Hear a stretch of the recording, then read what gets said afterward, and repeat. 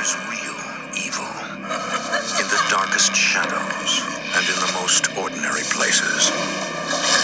These are the true stories of the innocent and the unimaginable. Paranormal investigator Stacy Jones knows the dangers of the supernatural world.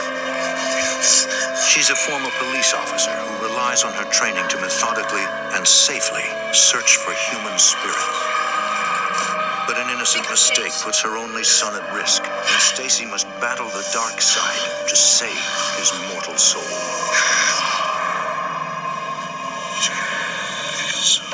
Between the world we see and the things we fear, there are doors. When they are opened, nightmares become reality.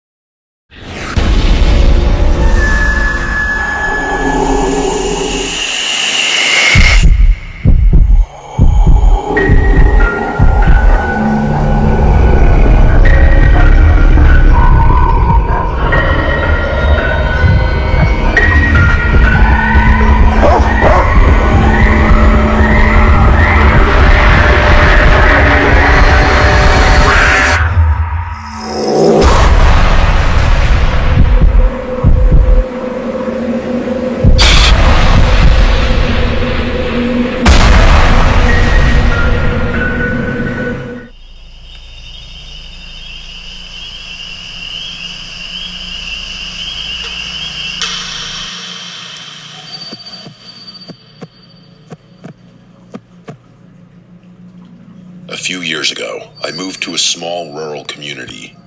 I grew up in a fairly large city and was never one for that kind of life. It was loud and chaotic all the time. As soon as I was old enough and could afford it on my own, I moved away. The town I moved to is very small. The surrounding forests and mountains are beautiful, no matter what season of the year it is. It almost blows my mind that this little town isn't more of a tourist trap in the summer and fall. The quiet little town doesn't have much. A few restaurants, a couple bars, a gas station which also does repairs, one supermarket, a small police station, and that's basically it. Even the closest Walmart is like an hour away. My little paradise of a town is really off the grid, and I wouldn't want it any other way. I've been living in this town for over 3 years now, and other than one horrible day, it's been great. But even peaceful towns can sometimes have dark secrets. When I first moved to town, I got a part-time job at the local supermarket. I used to manage one of the grocery store chains in my hometown, so I had a lot of experience. I would go in first thing in the morning and unload the trucks and stock the shelves of the small store. The owner offered a management position, but I turned him down. I only wanted to work part-time, basically so I could have a little extra spending money and an excuse to get out of the house. I have a part-time job that I do online as well, and that's the bulk of my income. I wanted as much free time as I could possibly afford so I could hike and fish as much as possible. There's so many woodlands in this area that it would take me a lifetime to hike them all. Of course, I'm up for the challenge. So every day off, rain or shine, I would find a new area to hike, and I would head into the woods for the entire day. It didn't take me long to start this new lifestyle. Almost immediately after moving into town, I started hitting the trails and trying to meet the locals. At night, I would grab a bite to eat in town, and I learned quickly that everyone in the area was unexpectedly pleasant. Everyone except one. I'm referring to a man named Hector. I should say that Hector wasn't mean or rude. He was just strange, like on another planet strange. The first time I met Hector, I was just arriving at work a little after 5 in the morning, and he ran up to my car window as I was getting out of the car. Where I'm from, if someone does this, you punch them in the face before they can hit you, but not here. I put my hands up in a defensive position and started yelling at him. He screamed in my face and skipped away, legitimately skipped. As I was standing there, confused out of my mind, one of my coworkers came up to me and told me that his name is Hector, and he's harmless. Apparently, he's lived in or near town for a long time, but nobody knows exactly where he lives. Everyone assumes he's homeless and probably lives under a bridge somewhere. They just leave him alone and let him wander around because he isn't hurting anybody. It was alarming for him to scream in my face, but if everyone in town claimed he was harmless, then I just went along with it. For the next few weeks, I would see Hector everywhere. It didn't matter if I was going to work at the crack of dawn or leaving the bar after 11. I would see him just wandering the streets. He was a short guy, but strong-looking. He was built like an ox. He couldn't have been taller than 5'3" at most. He was always wearing the stained white tank top and wore royal blue pants. I couldn't tell if they were jeans or sweatpants. He had a long, dirty gray beard, and his hair was in a ponytail, even though he was bald on the top of his head. And even with this strange appearance, the most notable thing about Hector was the skipping. Every time you'd see him moving, he'd skip. His blissful ignorance was almost envious sometimes. One morning when I was driving to work, I saw Hector standing on the corner facing the opposite direction of my car. As I was approaching the intersection, I saw him waving to someone. When I passed the intersection, I could see now that he wasn't waving to anyone. He started talking to someone and looked very animated, even though nobody was there. I just continued driving and minding my business. Honestly, it's not that weird for someone in Hector's position to talk to themselves, especially if they're not a danger to themselves or others. I couldn't care less what he was doing. That next weekend, I hit the woods on my day off. I spent a few hours hiking a part of the forest I hadn't been to yet. While I was deep in the forest, I thought I could hear the sound of a voice echoing through the trees.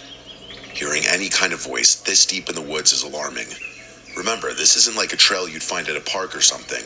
This is just pure wilderness, so any voice would cause you to feel a little unnerved. I know it's sketchy, but I wanted to know the source of the voice. Instead of retreating back into the woods and away from the voices, I started to move toward the voices slowly. As I got closer to the voices, I could tell that one of them sounded like it was in distress. I grabbed my pocket knife just in case and continued to sneak as quietly as I could. The voices were just behind the thick grouping of trees that was directly in front of me. When I peeked from behind the trees, I couldn't believe what I was seeing. It wasn't multiple voices. It was Hector. Just Hector. He was talking to himself and changing his voice. One of the voices was angry and belittling, calling him a coward, among some other not very nice things.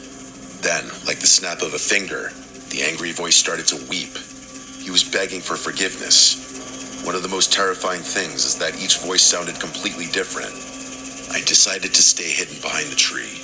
I wasn't about to engage with him.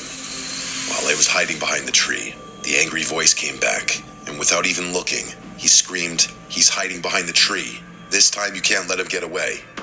I watched Hector get up and looked directly at me through the trees. For the first time since I had met Hector, I could see genuine rage in his eyes. I took a step back from the trees, trying to process what was happening. I didn't have long because right at that moment, Hector charged at me, screaming. He wasn't skipping anymore, he was sprinting, and he was much faster than I thought he would be. I continued running back toward the direction of where I had started the hike. For a while, I could hear Hector right on my tail. He kept screaming that I was not going to get out of the forest alive. He would laugh and then scream. Every few minutes, it sounded like he was right behind me, about to grab me, but he never did. Eventually, I didn't hear anything. I finally made it back to where I started, and I instantly ducked down and looked all around the woods. Hector was nowhere to be found. I got to town and went to the local police station and told them all about Hector. The sheriff almost didn't believe me. She couldn't imagine Hector acting with such anger and rage. I told her roughly the area of the woods I was in, and she looked like she turned white as a ghost. She couldn't believe Hector was out there for starters. This was several hours worth of hiking into the woods, but she told me that isn't even the most disturbing part. Right around the area in the woods I was describing, she told me they found the remains of one of the local men from town years ago. She told me that it was disturbing and saddening for the entire community. They never found out who did it, and it's one of the only dark blemishes on an otherwise peaceful town. She started to wonder if maybe Hector had something to do with the horrible crime. She was trying to remember exactly when Hector started appearing in the town. She said her memory was fuzzy, but she was pretty sure that Hector started showing up in town around the time they found the remains. She asked if I could take her to the exact location because she wanted to bring Hector in for questioning. At the very least, she wanted to know why he attacked me and if it was safe for him to still be wandering around. We basically ran to the area in the woods, but Hector was gone. Our sheriff, who was now retired, started to get emotional because this was almost the exact same spot they found the remains all those years ago. They never caught Hector. Nobody in town ever saw him again. It's like he just vanished in the woods that day. I still go out and hike every chance I get, and every time I go, I still expect Hector to jump out of the trees and continue chasing me. I always have my knife on me just in case. Sometimes, even the most harmless-looking people can cause the most damage. I have no idea if Hector was responsible for that horrible crime, but after how I saw him acting in the woods, it wouldn't surprise me. I remember asking why Hector wasn't questioned when they found the remains, and nobody could really give me a solid answer. Now that I've lived here for a few years, I assume it's because these people just aren't equipped to deal with crimes of that magnitude. I don't know this for sure, but I'm assuming there wasn't a lengthy investigation. After writing and reliving this, I still can't believe this happened. It still feels surreal to me. My advice to anyone who hears this is to always pay attention, because you never know what evil could be on the inside of someone, even someone as harmless as Hector appeared to be. I'm writing the story while it's still fresh in my head. My girlfriend Katie and I just got back from what was supposed to be a multiple-day hiking trip. The reason I'm writing this down is that I'm not exactly sure what happened to us. The more I think about it, the more I start to spiral down a rabbit hole of insane thoughts. 3 days ago, we started this long, planned-out hike in the mountains of upstate New York. If anyone's familiar with that area, they'll know just how beautiful it is. When people outside of New York State think about New York, they tend to only think about the city, but there's so much more to this state. I would argue that the nature here in New York is vastly underrated. Our planned trip was supposed to last 4 days and 3 nights. A chance to get off the grid and just be alone with each other and nature. We love to hike and be outdoors. We've hiked forests and mountains all over the country, so this trip wasn't anything out of the ordinary. The first day went smoothly. Other than some patches of rain, we didn't have any other issues. We set up a tent, ate some food, and turned in for bed so we could get an early start on our hike tomorrow morning. During the night, I woke up and noticed that Katie was sitting up. She looked scared, which is out of character for her. I asked her if she was okay, and she sort of tripped over her words at first. Eventually, she got the words out. She told me that she heard something outside the tent, something that freaked her out. Initially, I thought it could have been an animal like a deer because they're everywhere up here, but that wouldn't have caused her to be as freaked out as she was. I told her I'd take a look, and as I reached for the zipper inside the tent, she gasped and grabbed my hand. She begged me not to open it. I still had my hand on the zipper, looking at Katie, trying to figure out what could have scared her this much. My thought at the time was that she might have had a bad dream and was still in that half-dream state. While I was contemplating what to do next, I watched Katie freeze. This time, I heard it as well. Outside the tent, I swear I could hear someone walking around. We both sat quietly and listened to the footsteps walking around outside. The way the footsteps sounded, it was clearly not an animal. Whoever was outside just kept walking around the tent. Every couple of minutes, the person would giggle. She had a high-pitched laugh. Neither one of us had any idea what to do. It may have been stupid, but we decided our best course of action was just to stay put until dawn and hope that whoever was outside the tent was gone. I'm not sure exactly how long she was outside the tent, but eventually, the sound of her walking around stopped. For a few hours, we heard nothing except the quiet forest. Usually, this sound is our favorite thing in the world, but on that night, the quiet forest had us on edge. At dawn, I slowly left the tent. Thankfully, we were alone.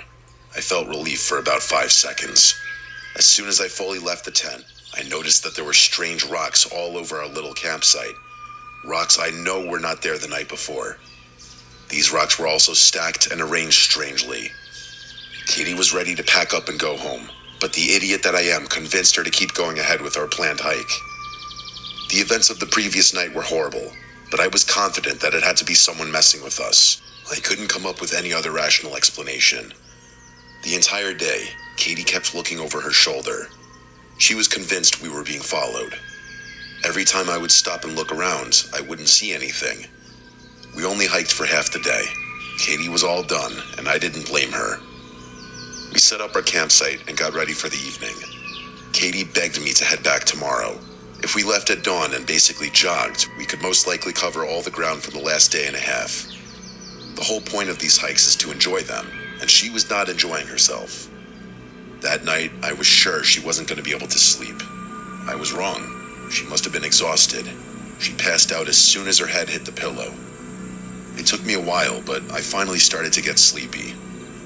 Just as I was about to fall asleep, I could hear someone whisper. It jolted me awake. I looked next to me in the tent to see if Katie was awake. I thought that maybe she whispered something to me, but she was still out like a light. Then I heard the whisper again. It was a soft female voice, and she said, "Come outside, Artie." I couldn't believe I just heard my name. Then a different woman's voice said, "Yeah, Artie, please come outside, we're waiting." I didn't react. I didn't do anything except sit completely still. Katie was still asleep, and I didn't know if I should wake her up and cause a panic, or just ignore this like the previous night. They didn't whisper anymore, but I could hear them running around the tent. It wasn't like the previous night when they were walking. They were for sure running now. To make things worse, while they were running, they started to laugh uncontrollably. These high-pitched laughs were the worst thing I've ever heard. It was like they were cackling. During the laughing, one of the voices got much deeper and louder, and she shouted, "Come outside now." With the loud voices and all the activity outside the tent, Katie was now awake. She instantly panicked and wanted to know what was going on. I can't imagine how disoriented she must have been, waking up to screaming and laughing outside the tent. I didn't even have a few seconds to explain to her what was going on, because these women outside started messing with the tent, almost like they kept leaning into the sides of it. Then they would try pulling the tent, and somehow they'd actually move us a little bit. During all this chaos, the women outside continued to laugh. I have to admit, I had no idea what to do. This was way beyond anything I'd ever dealt with. I was scared, and I could tell Katie was horrified. Then, in an instant, we heard several footsteps running away. I could hear the footsteps running further into the woods. It was quiet again. For 30 minutes, Katie and I just stared at each other. We didn't say one word. Neither one of us had any idea what just happened, or how to deal with it. After the 30 minutes had passed with no other sounds, I decided I was going to unzip the tent a little bit and just see if we were alone. I slowly unzipped the tent while Katie squeezed the life out of my arm. Standing about 20 feet from the tent was an image that will be burned into my head for my entire life. It was a young woman who looked like she was in her 20s. She was staring right at me, smiling, almost like she was waiting for me to unzip the tent. She had a white dress on, which is crazy because we were in the woods in the middle of the night. She waved at me. I zipped the tent up and sat there speechless. Katie looked over my shoulder when I had the tent unzipped, and she saw the woman as well. Her reaction was the same as mine. For the rest of the night, we sat and held each other. At any moment, we expected that woman to charge the tent. However, nothing happened. At dawn, I slowly unzipped the tent again. She wasn't there anymore. Just like the previous morning, there were rocks scattered all across the camp in strange formations. There were also sticks tied together that made weird symbols. Symbols I didn't recognize, and neither did Kate. Trust me, I know how this sounds, and I can't believe it either. It sounds like something out of a nightmare. We packed up our stuff, made sure to leave all the rocks and sticks there, and we darted out of those woods. We nearly sprinted instead of jogging. It took less than a day for us to make it back to our car. We drove back to our apartment practically in silence. I told her that as soon as I get home, I'm writing the story and sharing it. As much as we love the woods, I'm in no hurry to go back, especially not those woods. I guess the logical answer still is that someone was just messing with us. I don't know why anyone would go through that much effort for a joke. It seems insane. Any other conclusion I come to makes me question everything I know. This felt sinister. I mean, how the hell did she know my name? I hope we can move past this. It makes me think maybe monsters really do exist.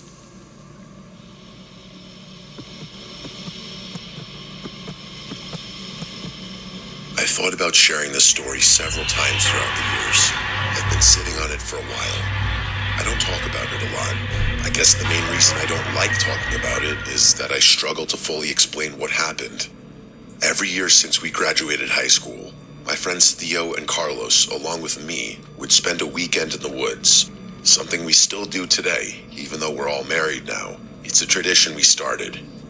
No matter where life takes us, we always get together at least once and spend quality time together. When we were kids, we loved exploring. We'd trek the woods in town where we grew up. One thing we were obsessed with was caves. We found a cave while we were walking through the woods when we were 16. As we got older, we would go further out into the woods searching for caves. That was our thing. Over the years, I think we've only found 3 or 4 caves. As we got older, our trips were more for friendship than exploring. Our little expeditions were safe, and the biggest risk we would have was just wildlife, which, even after all these years, was never an issue for us. One day, while we were together on one of our trips, we stumbled across a cabin that was legitimately in the middle of the woods. We approached the cabin just like every fool in every horror movie that features a rundown cabin in the woods. We were even joking among ourselves that we were in a horror movie cliche. We looked through the windows, and clearly this place was abandoned. It was almost empty inside, except for a few pieces of furniture that were destroyed. Carlos wanted to go inside the cabin and check it out. We didn't disagree. Going inside the cabin may seem like a hell no moment for some, but honestly, it's not that weird. We've seen some crazy things in the woods over the years. For example, one time we found this huge clearing in the woods that had a creepy makeshift village. It had all these small huts, and it was filled with giant mounds of debris and trash everywhere. It was scary at first. We found out after that it was once living quarters for residents of a traveling circus that was in the area for a while, way back in the day. So needless to say, there is weird stuff in the woods. A clearly abandoned cabin is far from something that would send me running. It's just more unexpected than anything else. We loved it when we would find something weird like this. Getting to the bottom of whatever we found was something we all looked forward to. As we walked inside the cabin, I had already started to ask myself questions. First, why was there a cabin so far out in the woods? I should mention that it's a stretch to refer to this as a cabin. It was like a large shed just built with wood. I feel like it's just easier to call it a cabin. The whole building was one room. There was no plumbing, no electricity, and no roads that led to or from it. It felt like the air was dry in there, almost hard to breathe. Carlos started to pick through some of the pieces of the broken furniture to see if anything was salvageable, but it wasn't. There wasn't much to investigate in there, since it was just a big square. While we were standing there talking, we kept hearing a weird sound we couldn't identify right away, which was weird given how small the cabin was. It sounded like something dragging in the dirt, not a typical noise you hear in a cabin or any other house. The sound was coming from underneath us. The cabin didn't have a basement, at least not one we could see, so hearing this noise was strange. I even put my ear to the floor so I could listen, and while I was down there, it was unmistakably a noise coming from under the floor. I got up and started kicking the broken furniture around, looking for a latch or a small door in the floorboards. In the far left corner of the cabin, underneath some dust and debris, was a rusted handle on the ground. I had to open it and see what was under this cabin. I lifted the door, and the odor coming from the dark underneath the cabin almost made me throw up. It just reminded me of rotten meat. I grabbed a bandana from my backpack and wrapped it around my nose. It didn't fix the issue, but it made it slightly more manageable. Before descending the ladder, I tried looking around to see if I could see what was making the noise. It was too dark to see anything, but the noise was louder, and I could say with 100% certainty that the noise was for sure coming from down there. As I went down the ladder, the first thing I noticed was how unnaturally cold it was down there. It was like that cold feeling of being in a basement, but way worse. I used my flashlight and looked around the dark room. The ground was stones, and the only other thing I could see was 2 giant structural beams on each side of the room. Carlos and Theo asked if I saw what was making the noise, and before I told them no, I got a different answer. Limping from behind one of the structural beams was a normal-looking guy. He had a green t-shirt with a pair of jeans. He was clean-shaven with dark hair that was on the messy side. As soon as he limped past the beam, I yelped. It startled me so bad that I couldn't even scream properly. But the man didn't acknowledge me at all. He just kept limping from the left side of the room to the right side. He was dragging his right foot on the ground. That was the sound we heard before finding the dark room. The man didn't seem well, even though he wasn't that old. Not only was he limping and dragging his foot, but he was also breathing heavily. I shouted to the man, asking if he was okay. I could hear Carlos yelling at me to shut up and leave him alone. Theo came halfway down the ladder, saw the man limping, and went right back up. I don't blame him. After I shouted a few times, asking if he was okay, he still didn't even acknowledge my existence. I moved a little closer to him, and I noticed that he was mumbling something under his breath. Whatever he was saying, it was clearly not English, although I'm not a linguistics expert. I was a few feet away from the man, and he stopped limping and stood completely still. He turned just his head to look at me. Then he turned the rest of his body. After that, he didn't move. He wasn't mumbling anymore, and he wasn't breathing heavy either. I started to slowly back away and head back toward the ladder. The entire time, he didn't move a muscle. I grabbed the ladder, and when I did, the man took a step toward me, just one single step, and then he stopped again. Everything about this was terrible. I climbed up the ladder as fast as I could. I told Carlos and Theo we needed to leave. Whoever was down there was not well, and I was pretty sure he could have been dangerous. We looked down the ladder one last time, and standing at the base of the ladder, staring directly up at us, was the man. He wasn't moving, but he did have one hand on the ladder like he was thinking about climbing up. I'll never forget those horrible, lifeless eyes staring directly at us. We all ran out of the cabin. We just kept running. I remember thinking maybe this guy was in trouble, and we just left him, but that thought didn't really last long. I can't articulate and explain why this felt wrong, but it just did. We got out of the woods and decided to report the cabin and the man to the local authorities, just in case he was in some kind of trouble. From what I was told, they did investigate the cabin, but they didn't find anybody down in the dark room, or any evidence that would suggest somebody living in that cabin. They even looked at missing person reports to see if anybody was potentially missing, but nobody matched this man's description. Even the police couldn't fully explain why this cabin was all the way out in the woods. I have no idea what we stumbled across that afternoon. It seems like a mistake. Maybe we're the bad guys for breaking into that guy's cabin, although I don't think that's accurate. As much as I would love to know what that man's true intentions were, I'm happy we made it out in time to not find out if they were bad. My gut tells me we came across something evil, but my brain tells me that can't be true. We still get together every year to hike, but we're even more careful now. I promise you this, if we ever stumble across another cabin in the middle of the woods, I'm gonna run as fast as I can in the opposite direction, so I never experience anything like this again.